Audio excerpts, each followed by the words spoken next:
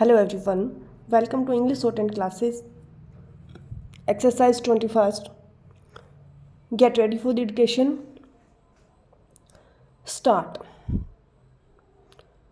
Pandit Ji's thoughts had a pronounced scientific outlook. Stop. He promoted the scientific temper while working and unceasingly for industrial revolution. Stop. This is part of our history. Stop. We have only to look around us and see the giant projects which he conceived, planned, and implemented to bring prosperity not only to his generation but for generations to come. Stop. He described these great enterprises as modern temples. Stop. These are indeed the most fitting memorials to this great son of India. Stop.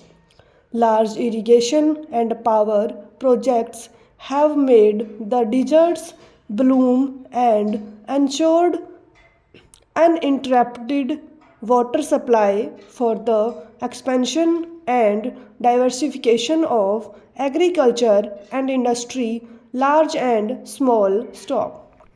The basic heavy engineering and machine making industries provide the sinews to our industrial and agricultural growth, which is further augmented by the increasing use of indigenously manufactured fertilizers and pesticides. Stop.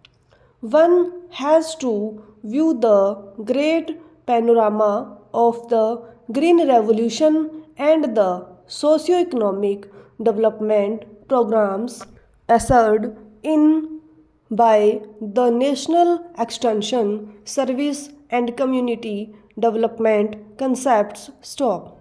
This will convey an idea of Pandit Ji all comprehending mind, his faith in his people, and his compassion and concern for the welfare of future generations. Stop.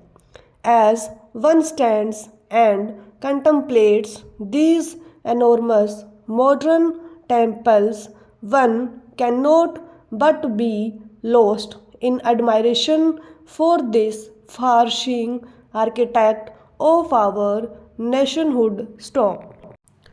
Pandit Ji's secularism was related to Gandhiji's realization of the universality of all religions. Stop.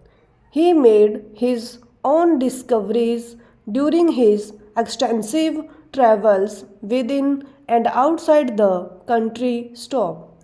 His keen appreciation of our variegated culture and the ancient heritage of this great country led him to believe that while no one can or should live in the past, we should understand and respect the composite character of our culture and the basic unity which pervades the several aspects of the many diversities in our composite culture. Stop.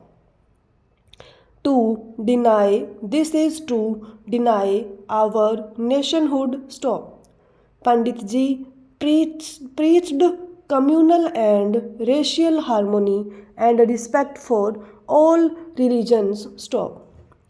This is the basis of our democracy and socio-economic development and our survival as a nation. Stop.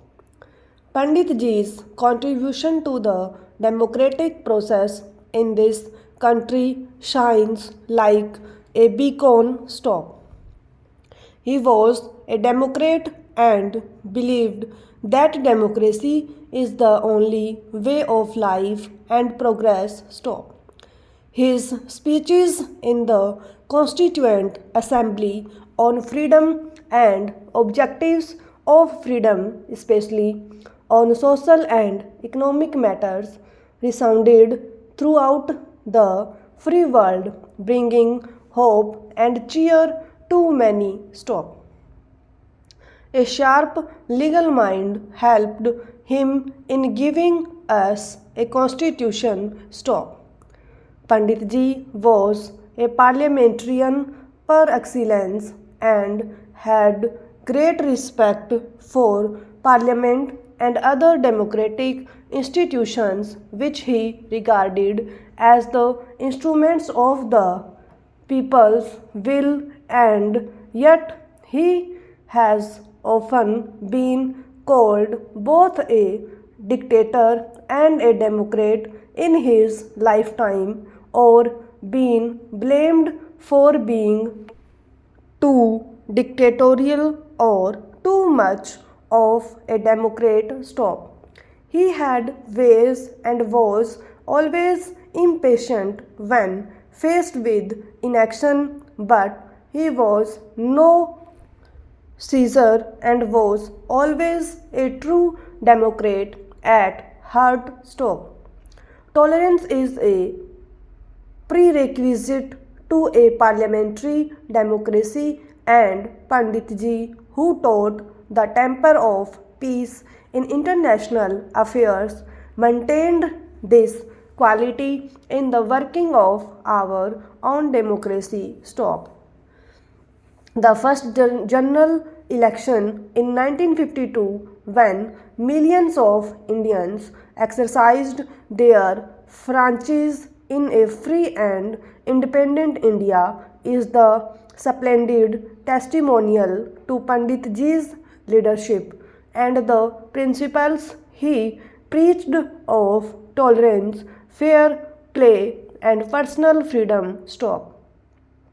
His unfaltering vision guided us in three general elections and gave us the confidence that we could run our own affairs. Stop. This spirit was carried by Nehru to the villages, to the people at large, for he believed not only in democracy at the national level but in democratic decentralization. Stop. Pandit Ji taught us how to think and act democratically. Stop. With the sixth general election approaching, we need to remind ourselves that we have a great example to follow and even greater example to set in a part of the world where the democratic process is currently under severe strain. Stop.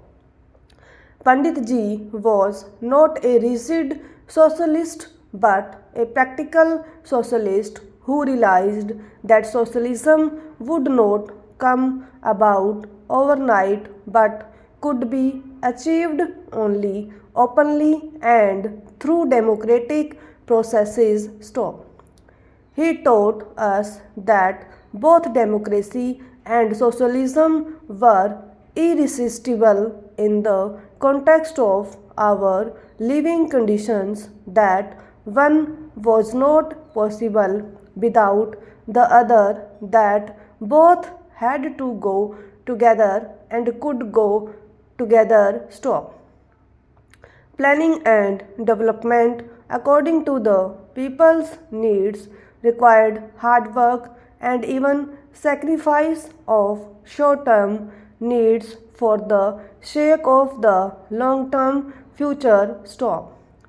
The public sector, for instance, had to be built in pursuance of this objective and to balance the private sector and keep ulterior motives under control. Stop. The state had necessarily to invest in many industries in which large scale private investment on such a scale was not forthcoming or even possible, particularly in science and technology and atomic energy. Stop. Panditji repeatedly stressed the importance of large scale, medium, and small industries reaching down to the village and cottage level. Stop. He perceived that these were complementary to each other and that the basic heavy industries were necessary for the growth and development of industries. Stop.